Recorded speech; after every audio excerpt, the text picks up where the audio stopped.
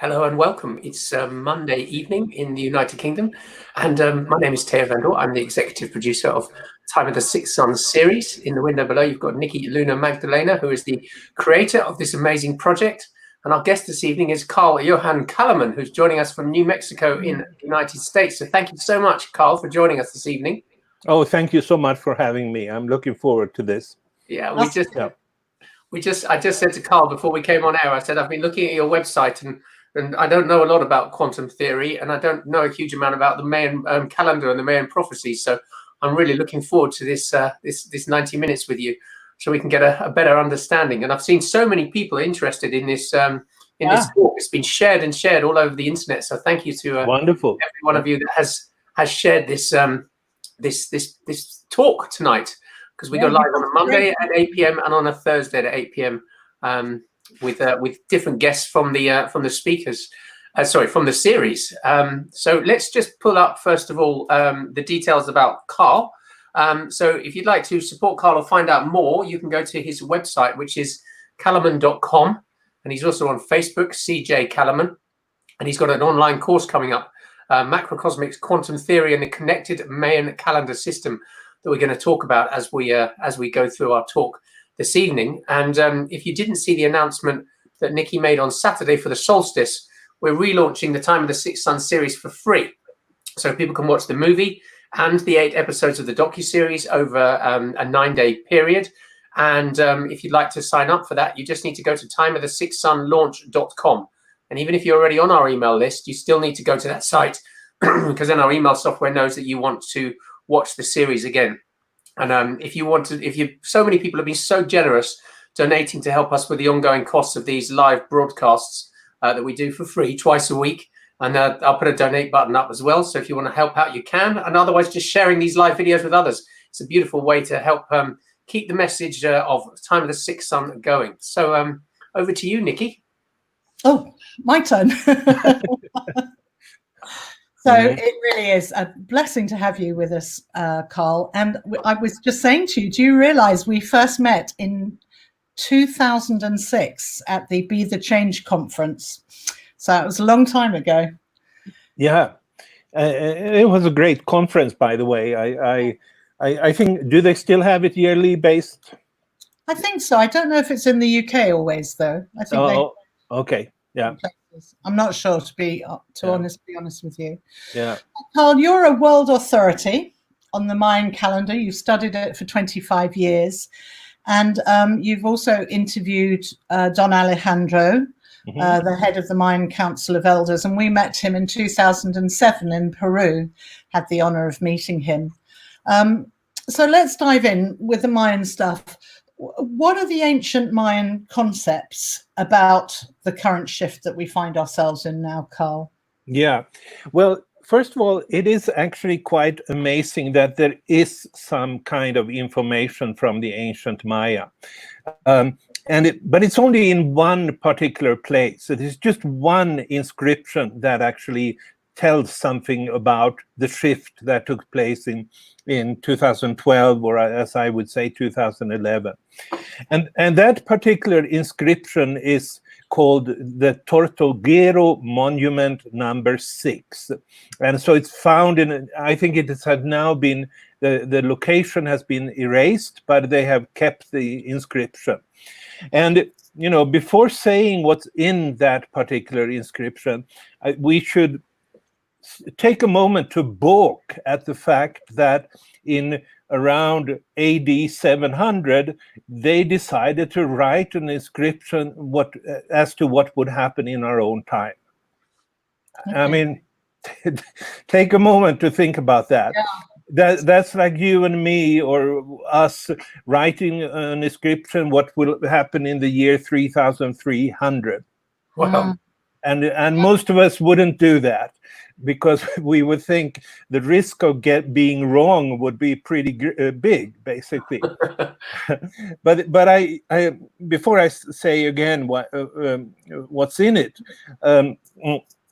it is there is a reason that they did make such an inscription, and that is that they are not sort of talking about what would be happening on a more physical level, like who would be the president or who would be whatever. They are actually basing this inscription on their understanding of what we, with modern terminology, would talk about as an underlying quantum field. That's what they are looking at, and that's how they could see something in advance.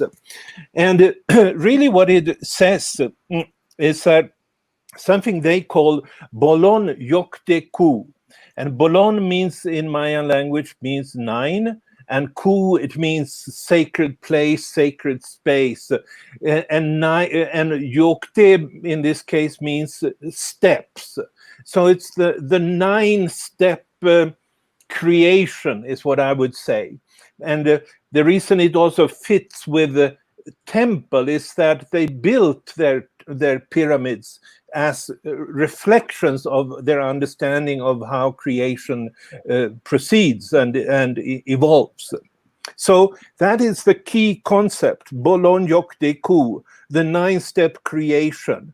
And then it says that the 9th step of creation in this year, 2012, let's say that, even if I would say 2011, it will appear in its full regalia.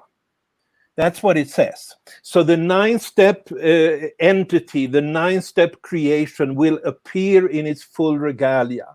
So it's a little bit like they're talking about this as a person, like a spirit, so to speak, because they would spiritualize pretty much everything that they were talking about.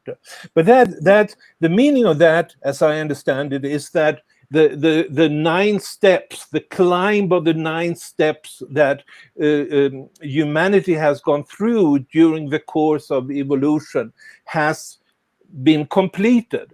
And then it's the full regalia. All 9 levels are activated and in principle accessible for human beings.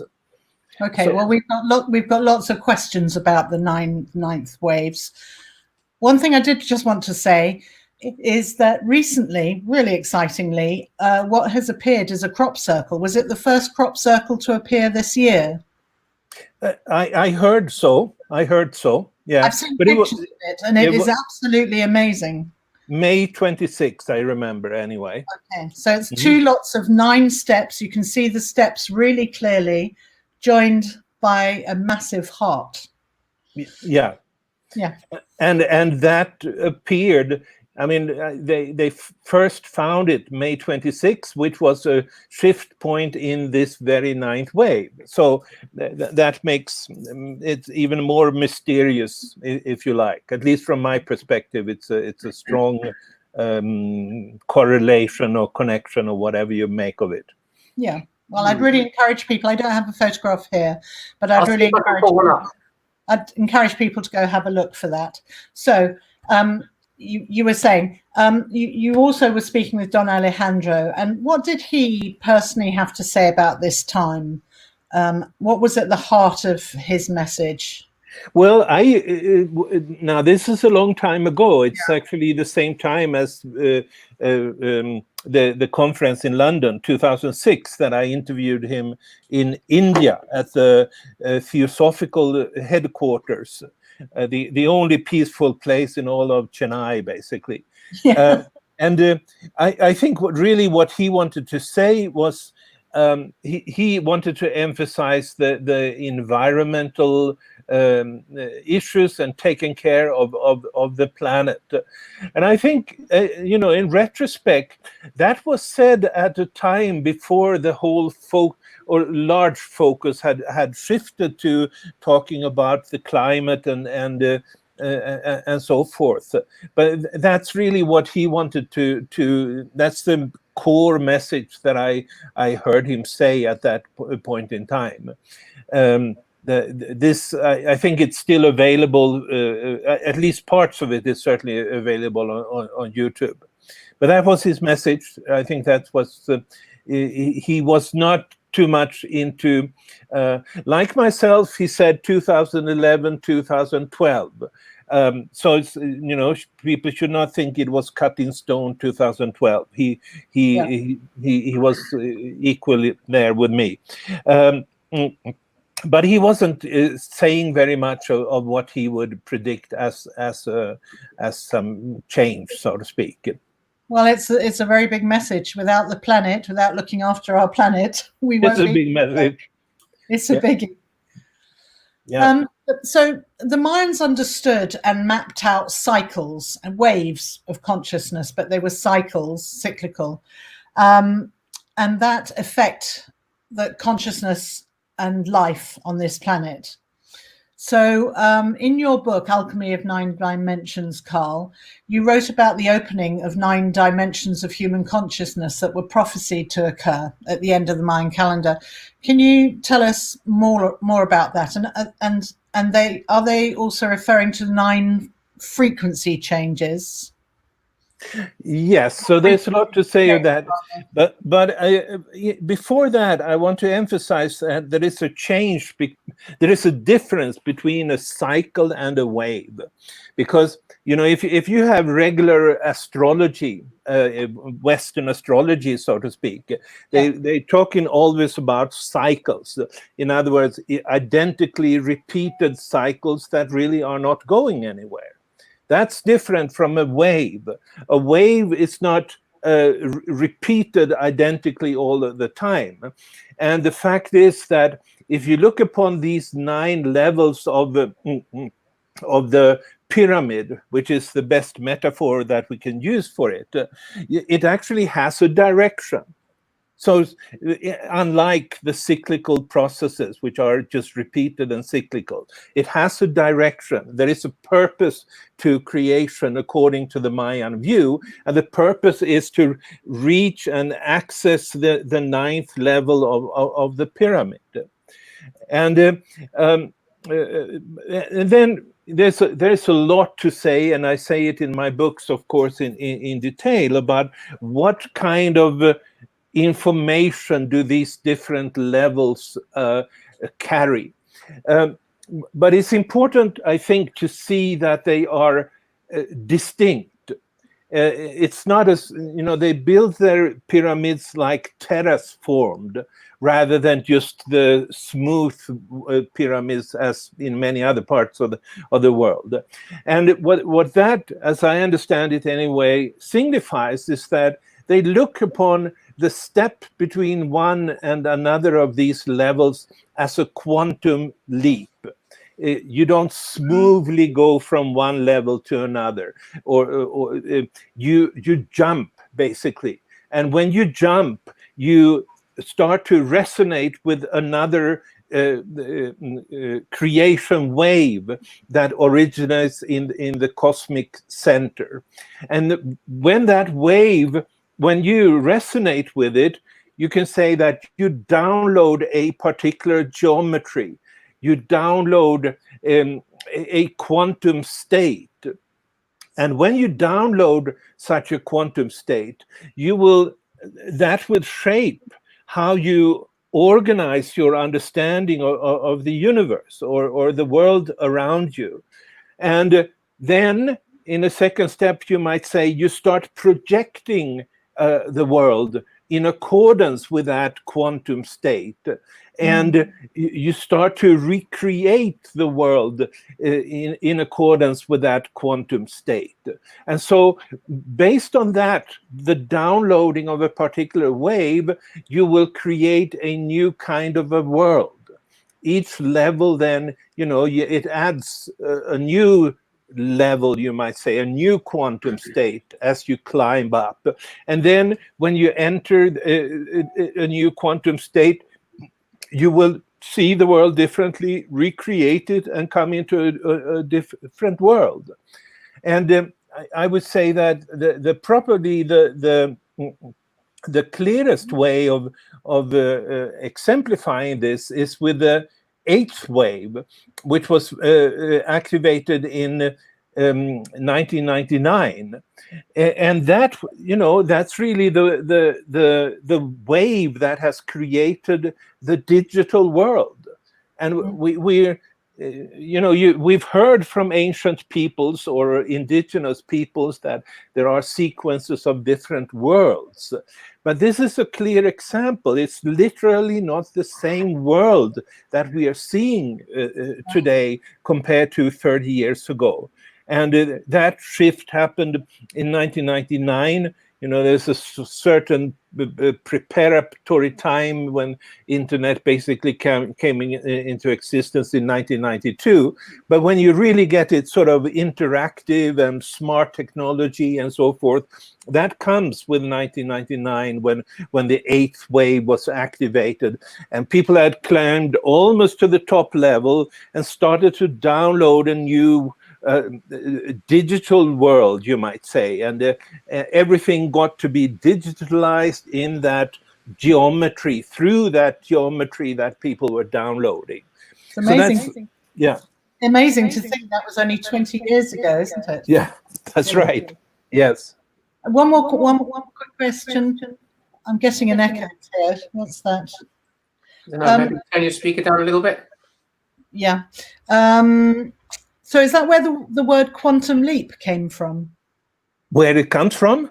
Yes, the way you were just explaining. Well, no, that's actually something that goes back 100 years ago. The concept of a quantum was introduced by the German physicist Max Planck, and it really means an energy with a particular frequency. And then in 1913, Niels Bohr, the Danish physicist, he provided a model of the atom, which was quantized, where the electrons rotating around the nucleus, they could only exist on particular distances from the nucleus of the atom. And what sometimes happened was that these electrons would move from one distance to another, and that was called a quantum leap. And it's a very mysterious thing if we just think about it from our normal state of where we see the world. We don't see this. It's not like the electron slowly moves from one level to another. No, it disappears from one level and instantaneously appears on the other level. And that's what's called a quantum leap. And now what I'm talking about here are quantum leaps on a cosmic level, actually, and not just the atomic, as he did. Yeah. And so it's a bit like the COVID virus, isn't it? Quantum leaping 2 meters. Yes. And when you were talking about the waves, and we had the one in 1999 for when with the beginning of the internet, and you were talking about we almost get upgraded. Does that happen to the whole of humanity, or are you talking about it on a physical level, or are you talking about it on a cosmic level? Well, these what the Maya said about the origin of these states is that it emanated from the center of the universe, or they would call it, they have 2 different names from it, or 3 different names from it. One is the place of creation. Another one is the raised up sky place. And it seems like they had the view that in the center of the universe, in the place of creation, there were these raised up skies, which are like slides or something like that, that was projected throughout the universe from this point. and then everywhere in the universe, people would basically then download that particular projection, and that would shape how people would see the world in those days. And then the third name would be the Tree of Life, because apparently this is part of the Tree of Life, this central place. Now I forgot your question, but I wanted to make this point anyway. So now my question was whether it was happening on a physical level to all of humanity, or whether it's happening more in the cosmos where it's just affecting all of us. Yeah, I would say it's happening in the cosmos, and you know, there is something in quantum theory that's called entanglement, and that means that quantum states can shift simultaneously on enormous levels, on enormous distances, so to speak, and without seemingly being in any kind of contact. But it seems like everything has an underlying quantum field that through which these state shifts will happen simultaneously in different locations. And so whether you want to call this physical or not is I don't know what the answer would be to that, but physical, yes, in the sense that quantum theory is now the main physical theory about the nature of the matter of the universe. But it's not physical in the sense of solid objects. That's what we talk about as Newtonian physics, really. That's driven by that. Very good. It's a lot to get your head around. I love it. Yeah. Take a moment just to download that. So, Carl, can you explain to the viewers who are maybe not so familiar with your work, what are the 9 waves of creation in terms of our evolutionary steps to consciousness?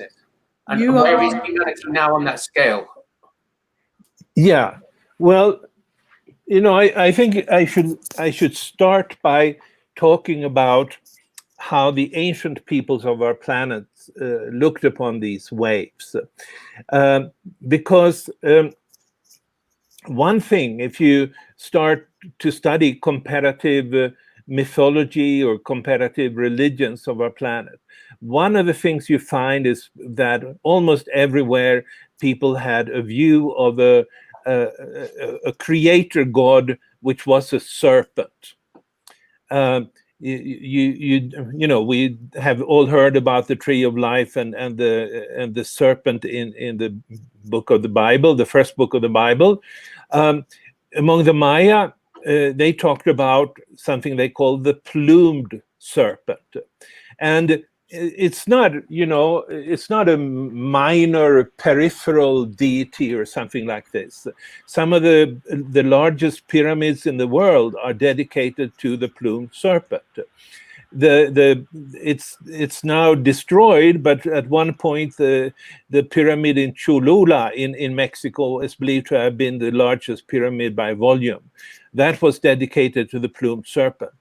The pyramid in Chichen Itza is dedicated to the plumed serpent, or Kukulkan, as the Maya talked about. And the central, there is a central pyramid in Teotihuacan outside of Mexico City that's dedicated to the plumed serpent. But then you have the rainbow serpent among the creator god for the Aborigines in Australia. And then you have all the serpentine dragons in the Chinese cosmology. And so it's widely spread and very, very significant. Chinese people still want to have their children be born on the year of the dragon, because that was the most revered animal in their particular calendar. And so, and then you might wonder, is that something did they all make this up? in Australia, and the Bushmen in South Africa, and Maya, or is there some underlying truth to this? And what I'm saying then is what they were actually talking about was a sine wave of creation. And you know, in nature, there really isn't any as good symbol of a sine wave as a moving serpent or a snake. So it's really the only thing you have, really, if you want to symbolize it. And because people in those days, and we say more than 2,000 years ago, they were primarily living within the confines of another quantum state than we are today. What that means is that they experience things differently. They saw things we don't see. We see things they didn't see, but they saw things we don't see. And one of those things is the serpent, or the fact that there are waves that they were fully aware of that would come and go and lead to the rise of civilizations and the fall of civilizations in a wave-like fashion. And this is then I would say it really is. There really are these waves that are creating our reality through our resonance with it. And they were fully aware of how important these waves were. And that's why they honored them with these pyramids and so forth. Another thing I think is important to point out here is that, you know, everybody has read about the story of Adam and Eve and in the Garden of Eden and the serpent, and so you might say that's another example of this. Yes, but in one particular way, this particular story that became the basis for the Judeo-Christian religion is different from the others, and that is, not only did Yahweh, the God in that story, not only did he curse the Eve and Adam and for wanting knowledge, but he also cursed the serpent. He said, you know, he would always be crawling down there because of his curse, so to speak. And that's different from you know, from the Maya that built pyramids in the honor of this serpent, or I would say almost generally everywhere. As I said, the Chinese to this day honor this serpentine dragons. So we should be aware of that. We're essentially shaped by a civilization, religion, and mythology that, in contrast to most traditions, have suppressed the knowledge of the serpent and all the consequences that this has had. Unmute.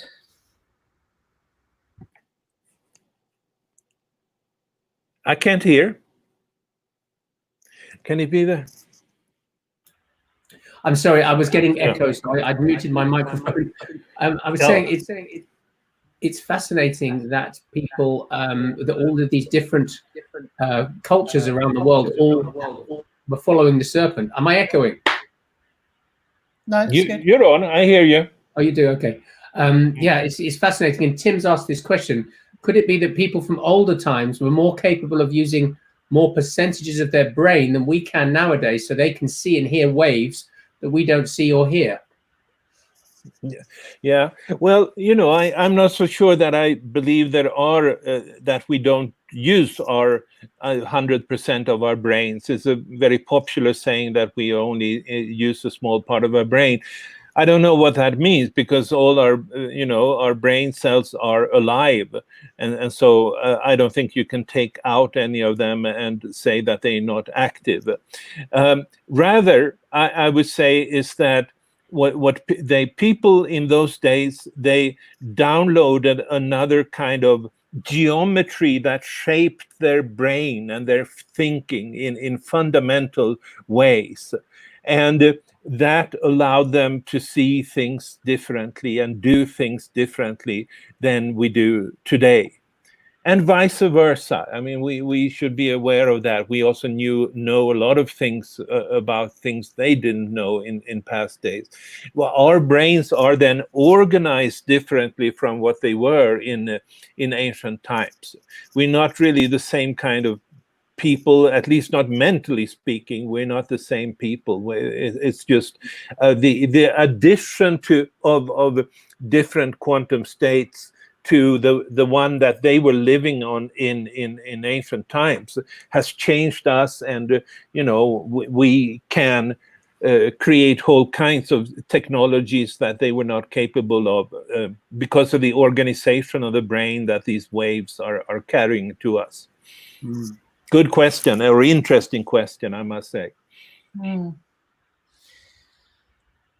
You talked about accessing the ninth wave of evolution through shared unity. What do you mean by that? Well, I'm referring to the work of Patricia Albert, whom I'm collaborating with. And the thing is that she, around the time when this ninth wave was first becoming accessible to humans, she became aware of a new possibility in of going into what she would call a we space rather than a me space, so to speak. And she has developed the techniques of how to practically access this. I'm the theoretician, you might say. I provide the background to why this is why it became possible at that particular time. And then I know there are other people, and I hope to see more of that, other people that are also working on this, how to access and how to download that particular ninth wave. And the reason I think that's a very good thing to do is that it's the highest level. And in this old inscription from the 7th century from the Maya, they sort of talk specifically that it's up in full regalia, and it's clear that that's what, to me anyway, it's clear that that's what this creation is all about, and the human beings that want to be part of fulfilling the destiny of this creation should, I think, try to access that particular state. So, and there is something, to this with quantum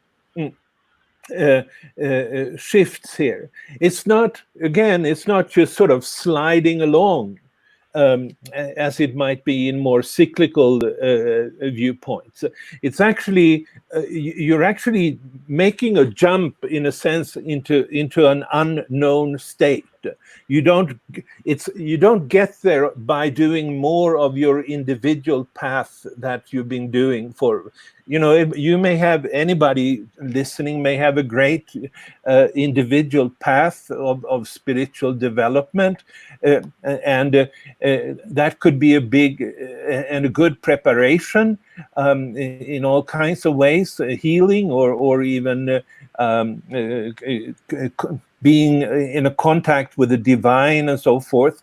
But it doesn't immediately lead you to the highest level, because these are quantum leaps, and that means you don't get there by more of the same. You go there through a quantum leap, and what that means, and that's also how Patricia will talk about it, is you have to access directly from the center of the universe this quantum state, and so that's what we are working on. And of course she's been developing this for quite some time, at the same time as I've been sort of figuring out the underlying theory of how the universe evolves.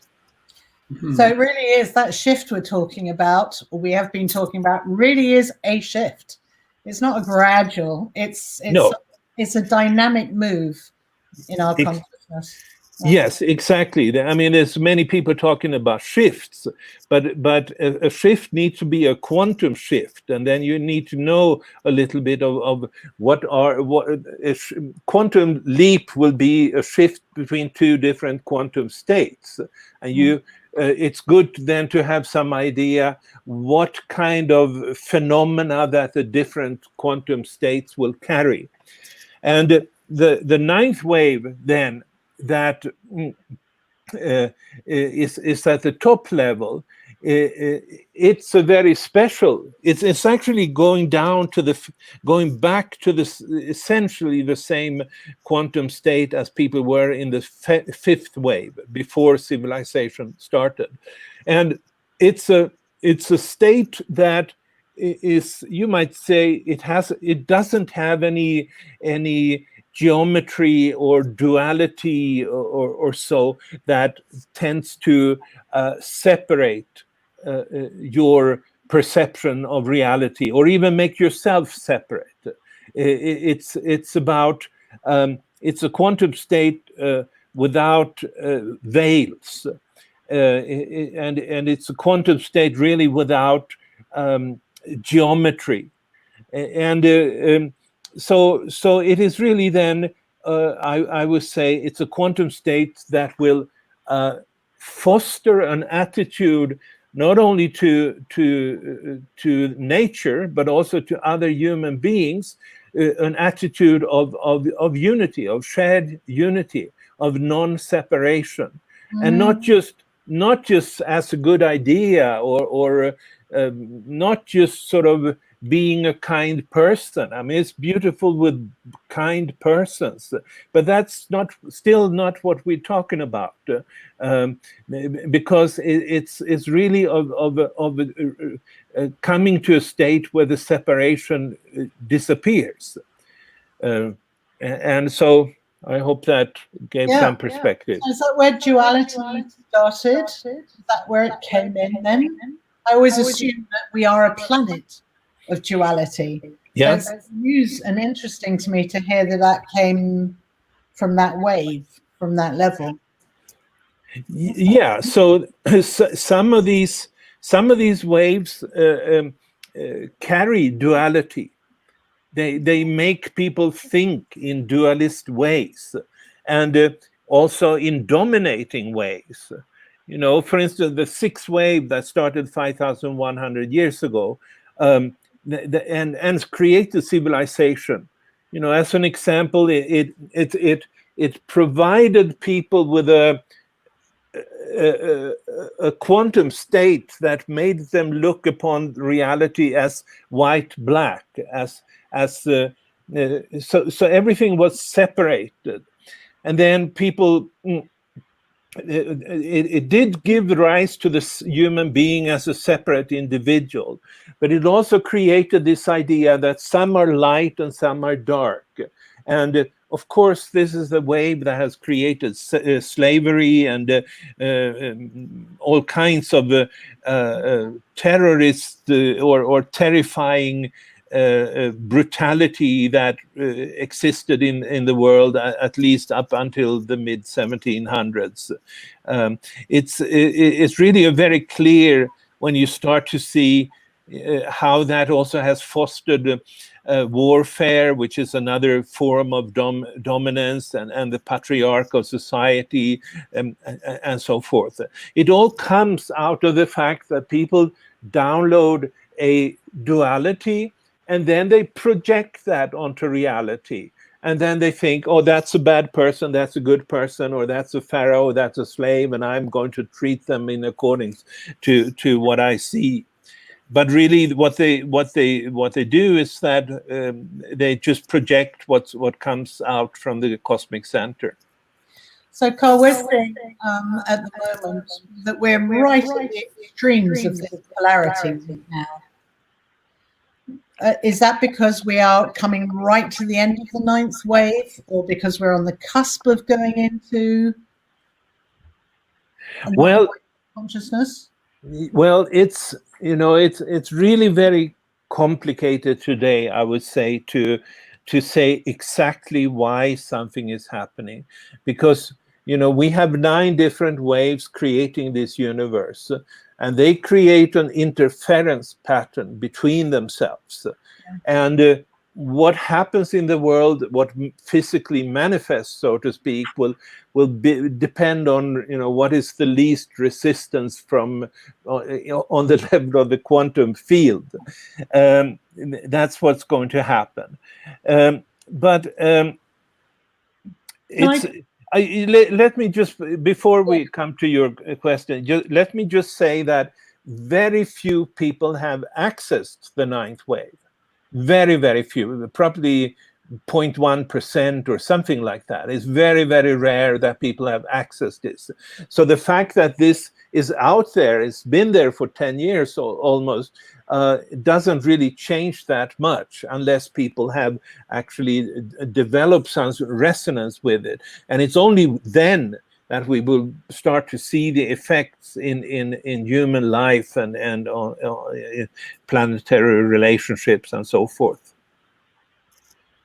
And so these interference patterns that you're talking about, can they distinguish whether it's a harmonic or discordant resonance, and that reflects in society? Does it work like that? It may very well be like that. I wouldn't want to go into detailing it, but that may very well be the case. Makes sense.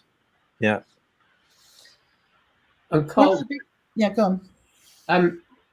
So you say we're in the 9th wave now, and that started 10 years ago. Well, it became accessible 10 years ago. Okay. Yeah.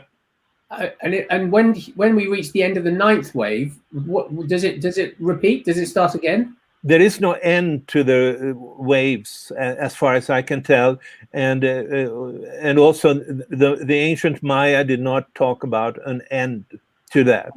There was all these talk 10 years ago. The world will come to an end December 21, 2012, and so forth. But the truth of the matter is that that's more Christian apocalyptic thinking that originates from. You have in the Mayan inscriptions, there are other inscriptions that are in the year 4100, and it's important to know that, because that tells us that they did not see that the world is predetermined to come to an end at some particular point in time or so. No, they saw them as continuing, all these waves up and down. And so when this inscription says the 9 waves appear in all their regalia, it means that from now on, they will always be running in parallel and influencing our world. Okay. So the big question, Carl, what is the purpose of the universe? You were saying it was to get to the top yes. of the 9th wave. What is the purpose? Yeah, I don't know. I mean, to realize ourselves, or to enter this ecstatic, I don't know. Yeah, I don't know. I don't know. Do you know? No, I don't know. It's I think my theories has sort of developed a lot about how creation actually works, but then there is this sort of mysterious center of the universe where maybe something called God or something like that is located. And why is this? I have nothing to contribute to what everybody else could say. But what I can say with some certainty, though, is that there is an intelligent design to all of this. It's not just sort of random. Somebody or some intelligence or something like that thought, okay, let's try this and see what happens, or they wanted us to go, and I think also there is there is a beneficial or benevolent background, through these shifting quantum states.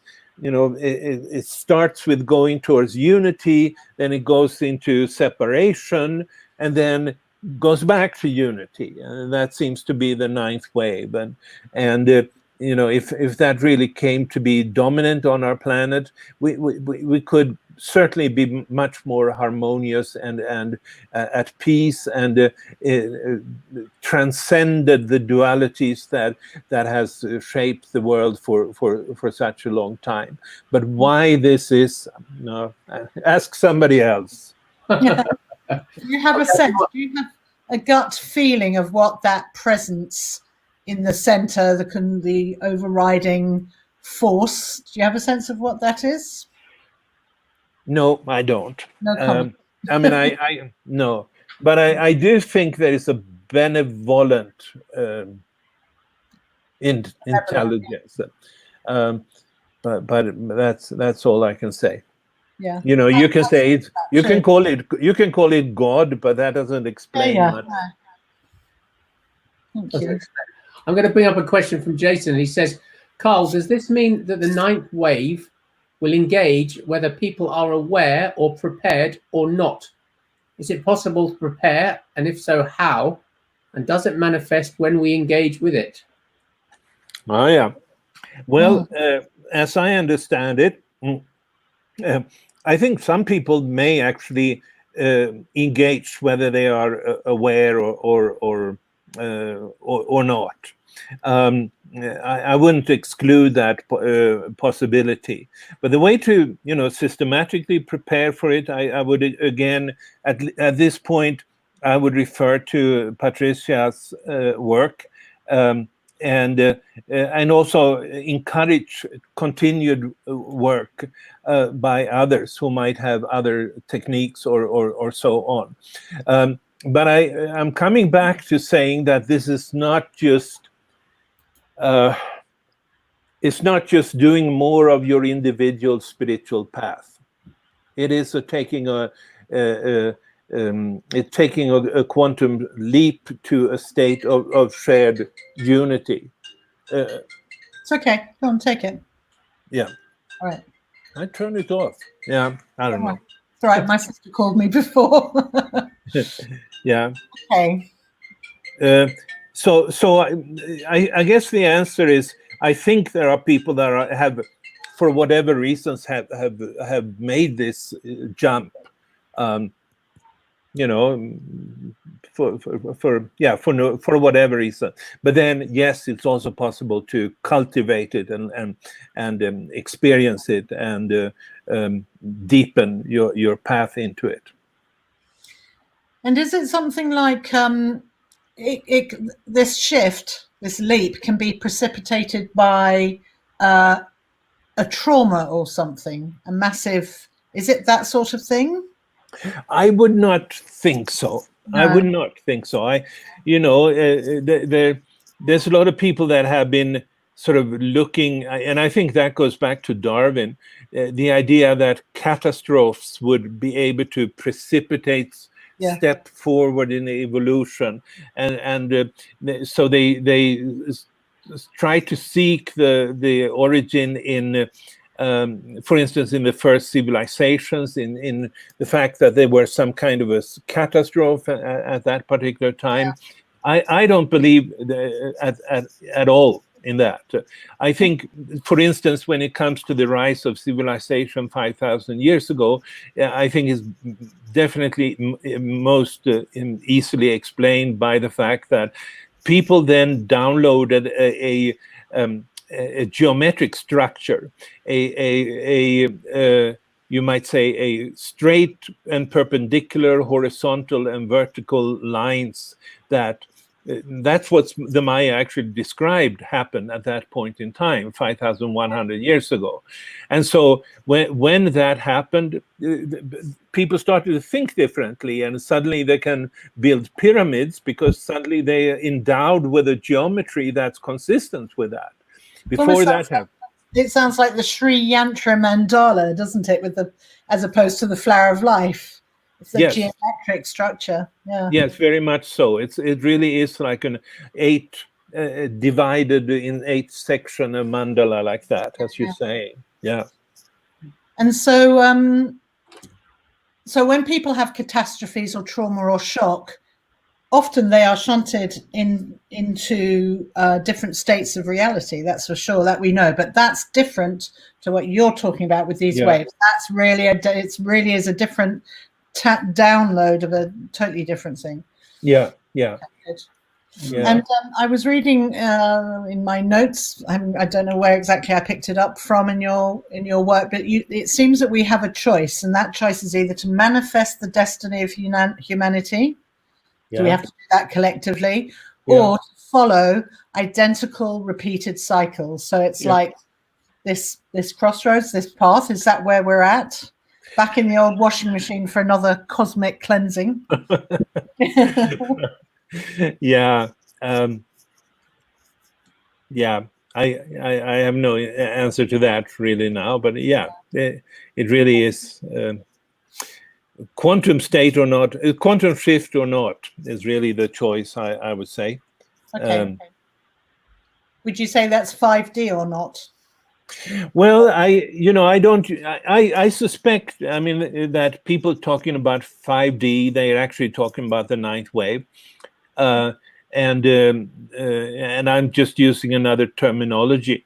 I think so, because I haven't studied too much about the 5D concept, but there is a difference, and I think in the sense that the ninth wave is something you have a very precise timing when it was activated, when it goes up and down, and it has a 36-day period. First a peak of 18 days and down with a value of 18 days, and it goes on like that. And I haven't seen anything like that from 5D thinkers. But I suspect that these two concepts must be very much related, and that's all I can say. Yeah. I guess we have to be careful talking about 5D, because the bots and the algorithms might think we're talking about this. Yeah. Be careful. Yeah. One of your topics that you've written a book about is and somebody's asking this question is here about what psychedelics have to do with accessing the ninth wave. Good. Yeah. Well, so we have talked about a little bit about the effects, especially of the sixth wave. And the sixth wave is very important, because that's what the Mayas would call it, the long count. And it started 5,100 years ago. And that particular wave became the basis for the whole idea that there would be some kind of an end to the calendar in 2012. And that wave, it brought to the humanity as I talked about earlier, separation, a geometry that created duality, dark, white, a separate individual, and all these kind of things. And some of them we would look upon as positive, and others we would look as negative. This geometry really made people think in a structured way and help them develop the technology to build pyramids and to build cities and all that kind of things. Many things, writing, etc., that we would consider positive.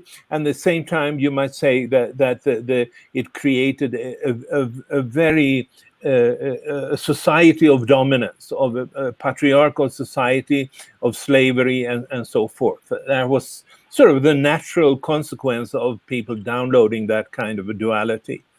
Now, what I develop in my book, my most recent book, The Quantum Science of Psychedelics, is really then a theory of how do psychedelics why can they open up people to resonance with all these out of the normal experiences that we may have, and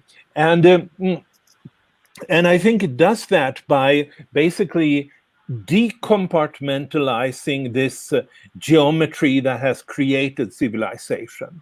Some people think that, I think Terence McKenna especially, that psychedelics created civilization. I think it's the absolutely other way around. Civilization is built on structure and lines and all that kind of stuff, and duality and so forth. And what happens when you are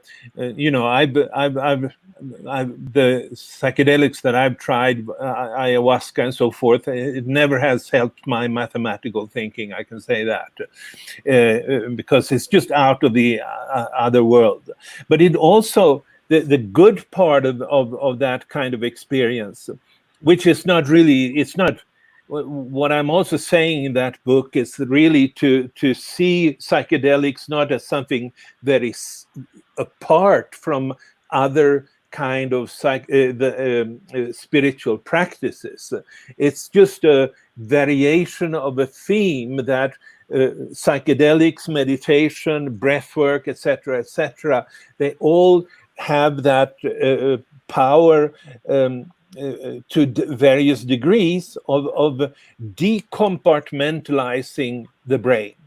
So if the sixth wave, it comes in, structures people, let's build pyramids with straight lines and directed to the north and so forth.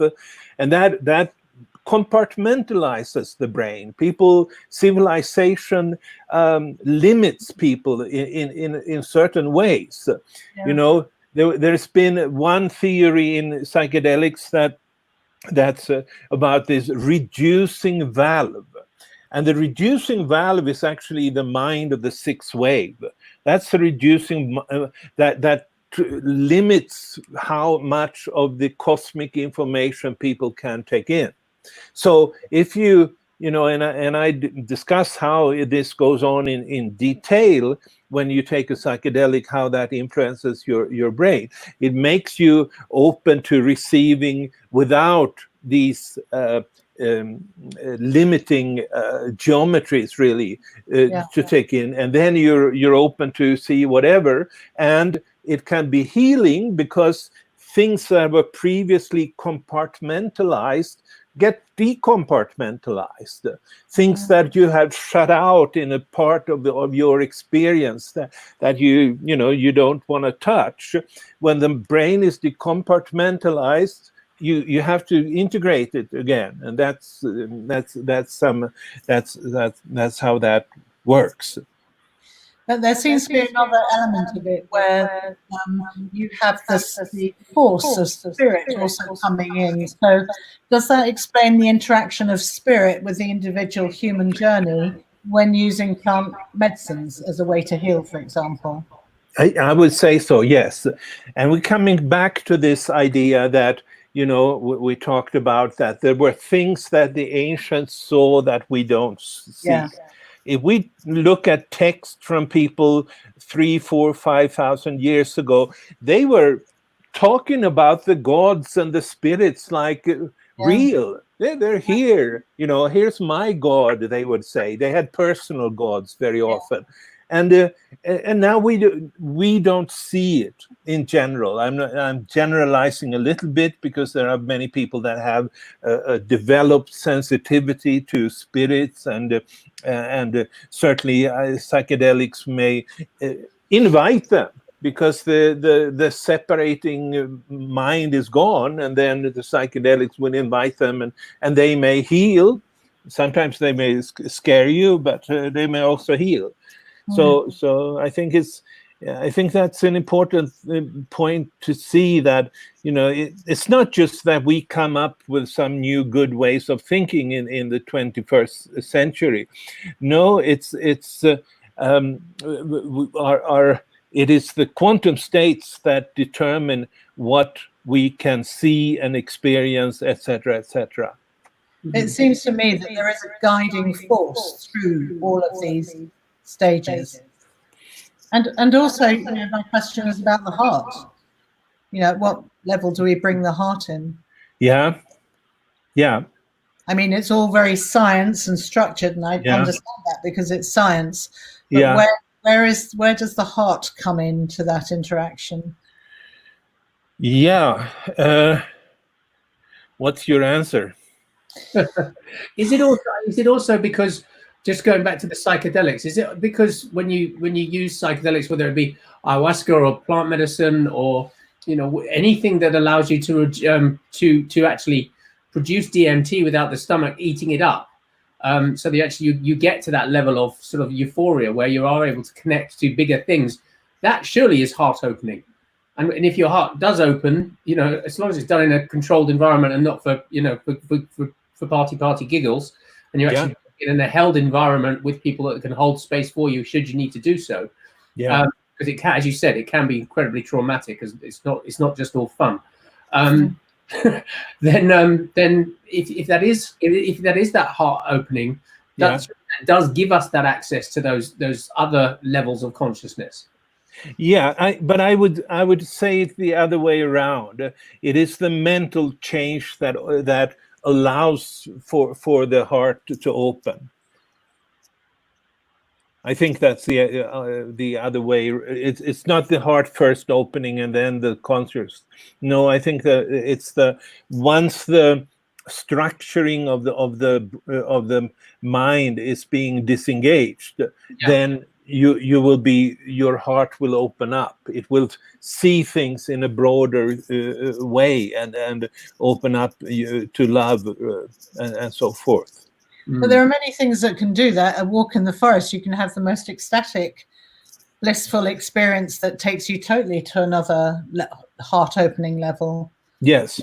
Kundalini experience. Yes. Okay, I'm not sure about your question about the heart. I'm thinking about it still. Yeah, where it comes from. Yeah. So, Carl, it seems to me there's a great amnesia, or what we perceive as being an amnesia in our species, like a great forgetting. So from your perspective, is this a divine wiping clean of the slate each time we reincarnate, or is it a collective amnesia of deliberate delusion, can we say? Wow. Deliberate, what did you say last? Sorry.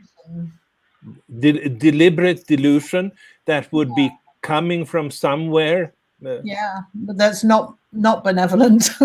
That's not benevolent. I think there is I think the overall plan has an benevolent origin, but it can lead to also all kinds of malevolent phenomena, but then I would essentially place that in the blame for that on the humans themselves, that they don't see the big perspective, so to speak. Sometimes there seems to be completely. As I said, most of the 5,000 years of human history is really very full of cruelty and so forth, and it's only in relatively recent time that a lot of that has disappeared. But it's the quantum states. They don't determine how we act. They influence us, of course, and especially if we're not aware of being under the influence of something that structures how we relate to others and so forth, then we might get off track, so to speak. But they don't tell us. It's like, as I said, the Mayan view is that in the center of the universe when there is a new activation of a new state, they raise a new slide, project that everywhere. But then the fact that it's projected out there, you can think about it. It doesn't mean that you have to follow exactly what's on the slide. Of course, it will go in that direction. It will sort of foster that kind of an overall framework of seeing things, but it doesn't deterministically determine it. We have a choice as to how we relate to these different slides, if you like. Yeah. So if we're talking about holographic reality, which I actually know very little about, Carl, is it then also true that we create our own? Do we create our own reality? Have we collectively created the illusion that we are separate from each other rather than one singularity, one Godhead? Right. Okay, no, I wouldn't think so. We did not create. I don't think of us as creating our reality. The center of the universe creates the overall our reality, how we perceive. Almost like a blueprint. Yeah, overall. But then what happens is that if a lot of people react to a certain quantum state in a particular way, the tendency will be for us, okay, all these people are doing it, I'll do it too. That's probably the easiest way of dealing with it. Yeah. So, I mean, we've got an incredible group of children amidst us now who seem to have they seem to have done a massive shift in evolving in the last few years. Yeah.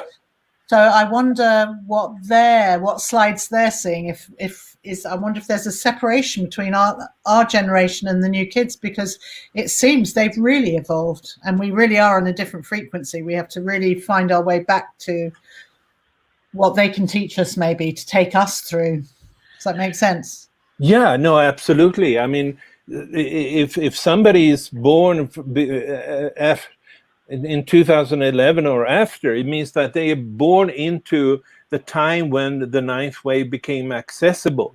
Or if they were born after 1999, it means that they were born into the time when the eighth wave with the digital revolution became accessible.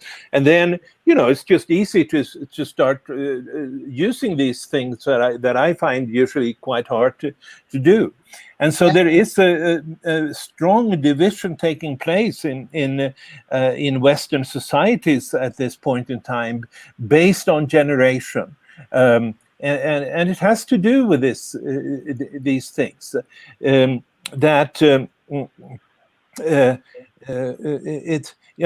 certainly see if take the elections in 2016, the Brexit and the Trump votes, there was a tremendous effect of age in those. Because they are born into another quantum state, they will think differently. They will want differently things from the people that were born like myself at an early point in time. And most of my life was shaped by the seventh wave. And I have, I'm doing my best to adapt to the computer, but it doesn't happen like for a 2-year-old today. Yeah, they're amazing. They're on a whole nother level. Yes, but it also holds the positive potential that they will be more inclined to take the final quantum step to the ninth wave. Yeah. It will seem easier for them rather than for me, who climbed the pyramid step by step, so to speak. Well, you've done an amazing job to come up with your theory. I have to say it's mind-boggling. Have you got a big following of youngsters who are interested in your work, would you say? Well, I don't know that. And it's been a little bit like I've been spending a couple of years now writing a book, and then I pretty much hibernate into that and do not go out as being as extrovert as otherwise. I'm shifting over now to a more active extrovert way of being, so to speak, and maybe that will result in a greater interest from younger people that can make these steps a little bit faster than I did. Carl, can I ask, because you keep referring to the 28th of October 2011. Yes. So it's your belief that was when that's when the ninth wave started, rather than the December 2012. Yeah. What's the significance of that date? Could you talk previously about a change in thinking about the shift? Yeah. That was the shift with actually October 28, 2011, when actually all the waves shifted simultaneously. So that's why at that point, I would say that's what the Tortuguero monument refers to. All the waves become accessible, and it's not been that before. From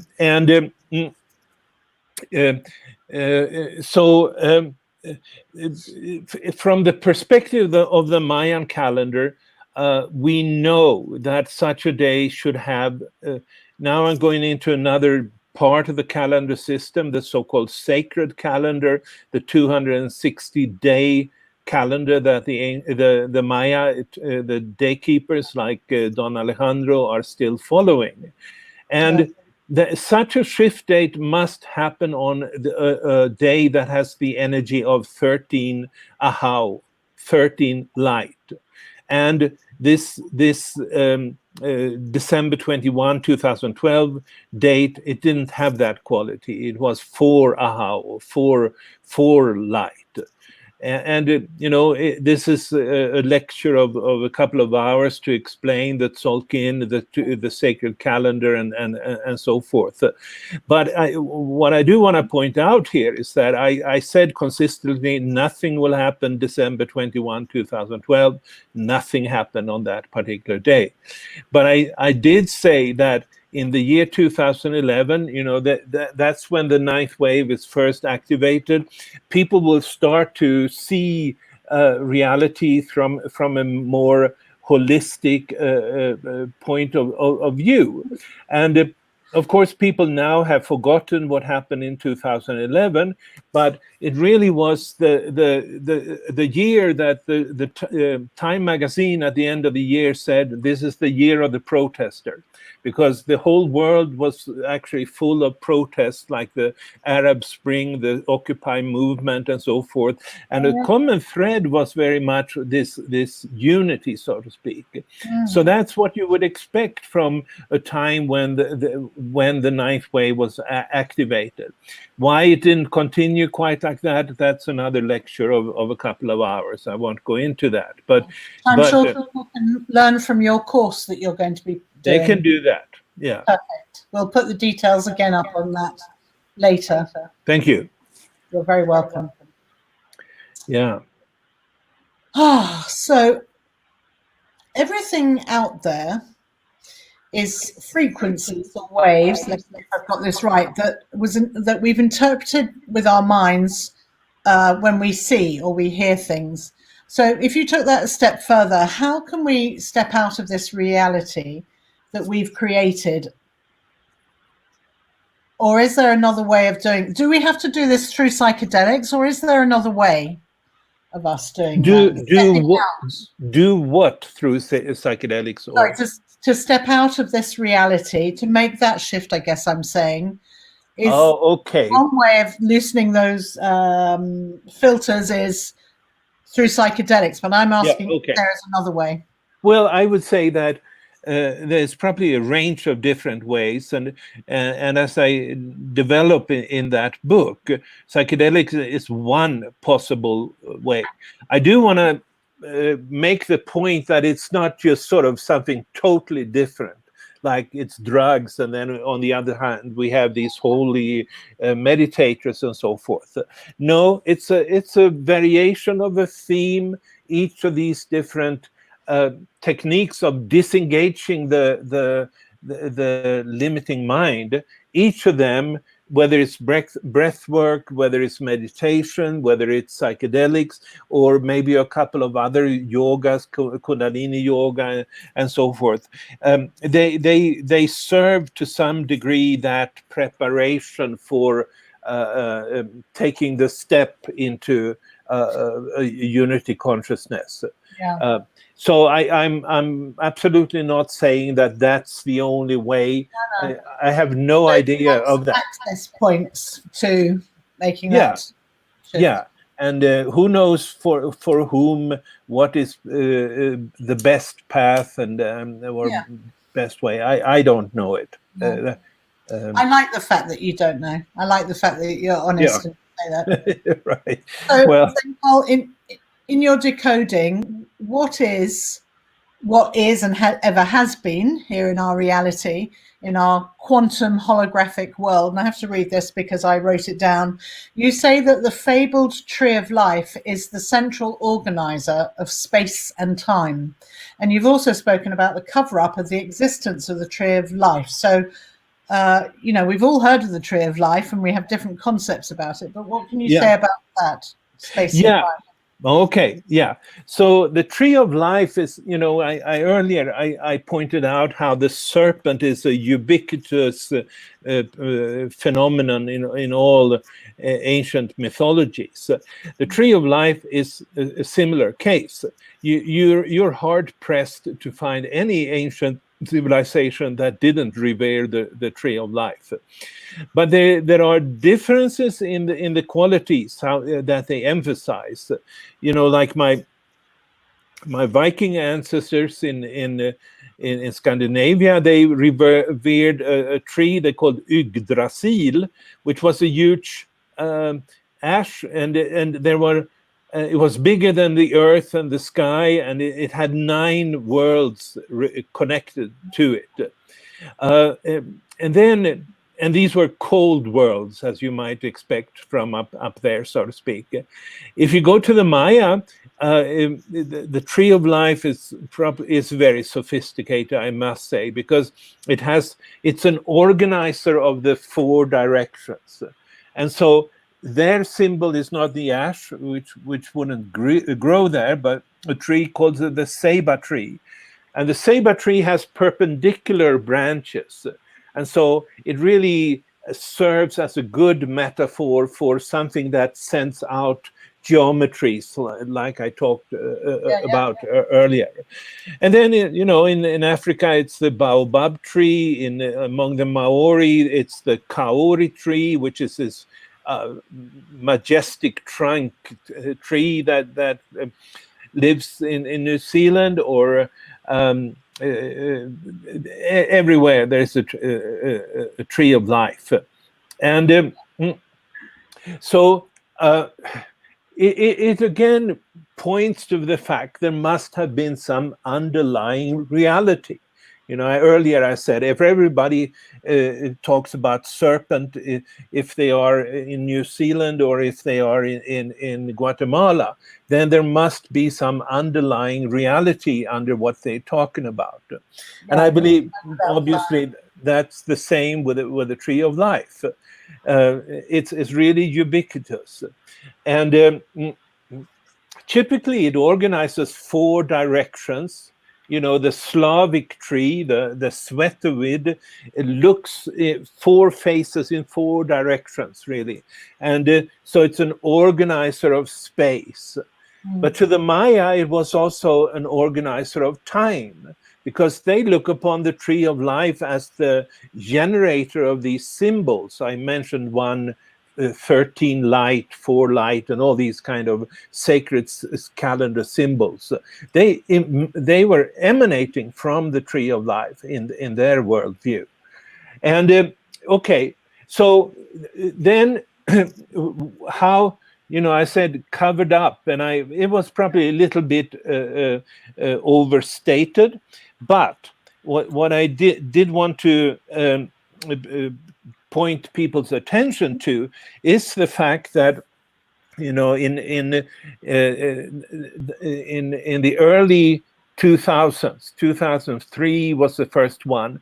They sent out satellites in order to measure the so-called cosmic background radiation, and to see if there were any kind of anomalies, any kind of structures in that background radiation. And that goes back to the Big Bang. It goes back to the beginning of the universe as we know it. And what the first satellite that they sent out there actually identified a cosmic axis. It's on an unfathomable scale, of course. There are 100 billion galaxies in the universe, and this encompasses all of these galaxies.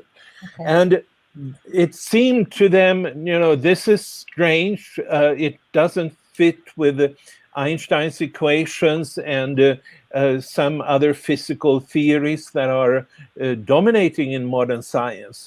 But okay, so there came all these suggestions that it must be a technical error of measurements and so forth. And then in 2012, I think it was, could be wrong on the year, they sent out a new satellite, the so-called Planck satellite, using a different technique to measure the same thing. And it came back with the same result. There is a huge axis in the center of the universe. And so what I'm saying here is that this is what the ancient peoples were talking about. They saw that, not saw that with the technical measurements, but they felt in the center of the universe there is this huge axis. And there is a part of that which is the center of the universe, so to speak. And it might have been overstated a little bit when I say that it was covered up, but it certainly wasn't given the kind of attention that this should have been given, because it tells us something very important, that from the very birth of the universe, from the Big Bang, there was an axis at its very center.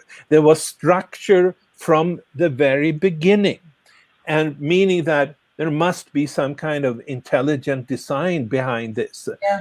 It's not like everything was chaos and then everything got ordered like the world you and I and we are living in here. No, the structure was there from the beginning in the form of this cosmic axis. And this is not this. Yes, I mean it's yes, there is one and the material.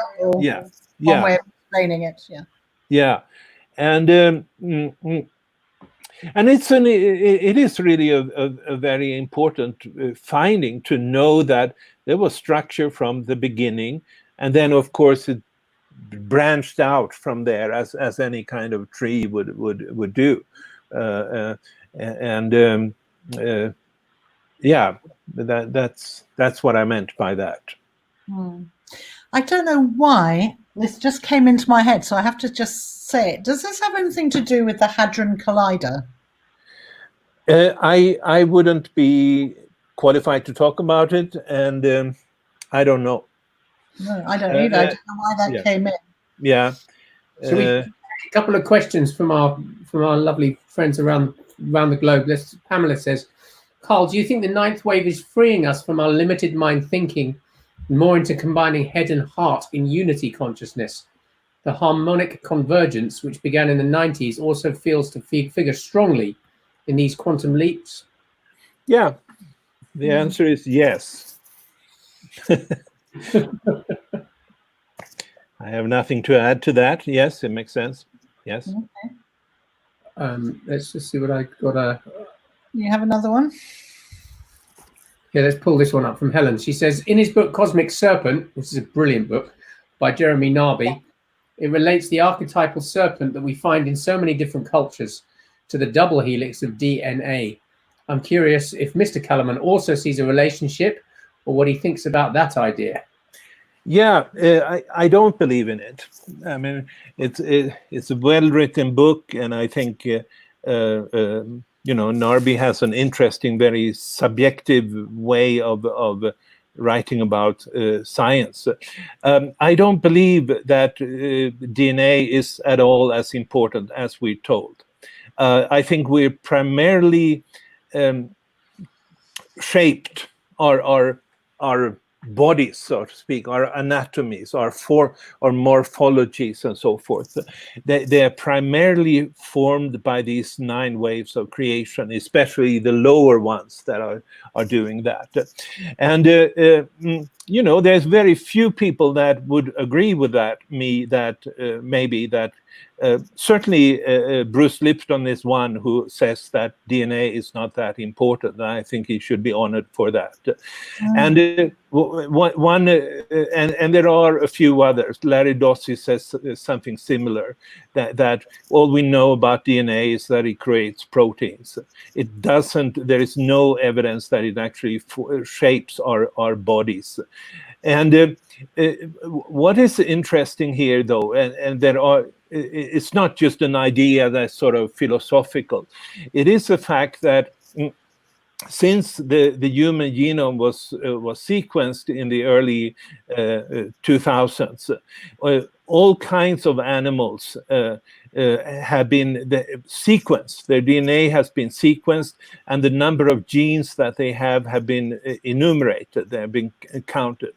And what it turns out, you would think that if DNA would create our bodies, as is sort of the dogma in modern science, then a human being would have 1,000 times more genes than a little nematode or these little silverfishes you see in the bathtubs. You would think that a human being would have 1,000 times more genes than a nematode, because we're so much more complex. I mean, we are obviously much more complex, but the fact is that they have the same number of genes. Pretty much all animals have the same number of genes. It's pretty much 20,000 genes, whether it's a human being, it's a nematode, and so forth. And I think it's really time now to give up that paradigm that's been dominating for such a long time, that everything is in the DNA and genetic manipulations and so forth. So for that reason, I don't believe in Narbu's idea that the serpent of ancient times were actually reflections of DNA. I mean, I don't see any real suggestion that is the case. I see a lot of serpents, but they're much better explained by the macrocosmic quantum theory than being related to DNA. Okay, thank you. So I see that we're sort of coming to the end of our hour and a half. I've still got so many questions for you, Carl. So either we go an extra 10 minutes and ask a couple of them, or we have you back. I don't know if you'd like to come back and talk to us in a few weeks, couple of months, something like that. Yeah. So I think I'd prefer that. I think we've done our share for this time. I agree. Yeah. So maybe just about the tools, Theo. We like to ask each of our speakers for some practical tools. So maybe you can share something with Theo and I, and we can about developing resonance with the 9th wave, for example, something like that, and we can add it to our digital package so people can access it. Okay. No, yeah. I wouldn't do that. In that regard, I would refer you to Patricia Albert. I think she's much better than I am in order to actually help people access this in practice. Well, you've got such a following, so maybe there's something you can think of that you can share with us, that we can share with people. Let me put up Trish's details here as well, because yeah, please do. We didn't have that there. So that's Evolutionary Collective. That's right. So Evolutionary Collective. I'll put up the URL in the comments in just a second. But if you'd like to find out more about Carl's work, it's been absolutely fascinating. You can go to Calleman.com. You can also follow him on Facebook at facebook.com/CJ Calleman. And Carl's got a course coming up, it's a series of courses. And I think the next one is Macrocosmic Quantum Theory and the Connected Mayan Calendar System. So if you're interested in what you've seen tonight, there's full details of that on Carl's website. And in case you've joined us late and you didn't hear the beginning, we decided for Solstice that we're going to relaunch the Time of the Sixth Sun series for free. So if you go to timeofthesixthsunlaunch.com, you can actually just put in your name and email address, and you'll get access to the movie and the 8 episodes of the docuseries over a 9-day viewing window. If you'd like to donate to help us with our ongoing costs of doing these live twice a week and our technical costs, you know, I said this before, but it costs us like $1,500 a month just to run all the technology. So all the donations, if you're enjoying these talks, really do help us. And if not, you can share the live videos with others and just keep spreading the word. And especially now that we've got timeofthesixthsunlaunch.com up, if you can just share that left, right, and center for us all over the place. If you've been impacted by the film and the series, or just the film, then anybody with that link can now sign up to watch for free. So I'll take that down, and I'll just go into the comments now, and I'll post that out so everybody's got all of those links that they need. Okay. Well, Nikki, you know what I can do, if that fits, is if you guys, Theo and Nikki, or both, if you want to know what Mayan day sign you're born in, I'll tell you that. Oh, thank you. Does that qualify? Lovely. Interestingly, I am yellow sun, and I'm the 6th tone of the yellow cosmic sun, is it? Anyway, and I never realized that, because it was many years before that I had named the film Time of the Sixth Sun, but it turned out to be quite perfect. Okay, so you know it. Do you want to know, Theo? What's your? I'd love to. Yeah, I don't know. Well, you'll have to tell me when you were born. Is there a good resource where people can go and find this information out online for themselves? Yes, there's a lot of them, but there are also many false calendars out there, so they can find that. I think, let's see. Yeah, they can find it on Mayan Magics or Mayan Calendar portal. That those are reliable for doing that. So Tia, do you want to know yours? I'd love to. Yes, please. What is your birthday? 20th of January, 7/5. 20th of January and 1975. Yeah. So it comes out as and you're born in the where are you born and what time? At 5:10 in the afternoon. In the afternoon. Okay, you're 12 dog. And what that means is dog is, you know, kind of, it's a heart. It is a heart species. You know, the loyalty is a typical trait of that particular day sign. Yeah, I can't go the full story, so to speak, but anyway, that's who you are. You're a loyal and heartfelt person. Oh, thank you. Remind me of those. So it was Mayan magic, and what was the other one you said? I would say Mayan magic is the best one. Okay. Mayan magics. IX, isn't it? IX, that's right. Magics, yeah. Yeah. Okay, let me just pull that up, and then I can put the link into the mayanmagics.com. Yeah. Mm-hmm. Oh yeah, I see it. Okay, great. I'll put that into the comments now as well, and people can go and have a look for themselves. Thank you so much. It's been such a pleasure. Thank you so much for having me. Meeting over a sort of conflict of what was correct or not correct, but I sort of like, it's okay to say I don't know, or I'm ignorant, or about certain things. It's been an absolute pleasure today for me. I've really learned a lot, and I hope everyone else has as well. And I just think we really look forward to having you back in a few months. And thanks, Nikki. Great, yeah. So if you just tell us anything else to add? No, we're done. Yeah. I think we're all good. I'm just typing all these. People are asking again for Patricia and Carl's address there. So it's evolutionarycollective.com. That's her. Yeah. And accessing the 9th Wave seminars on the front of that page. So I've just posted that again. So hopefully you've got all the links in these comments, but I'll add them to the descriptions afterwards so that everybody's got access to them on an ongoing basis. So may I just wish everyone, I hope there's the after effect of the solar eclipse, that we have a nice gentle ride for the next couple of weeks, people around the world. And if you just stay with us for a moment, goodbye, everybody. Thank you very much. We'll let you know tomorrow who we have joining us on Thursday. Thank you for being with us. Thanks for joining us. Thank you, Carl. Good night, everyone.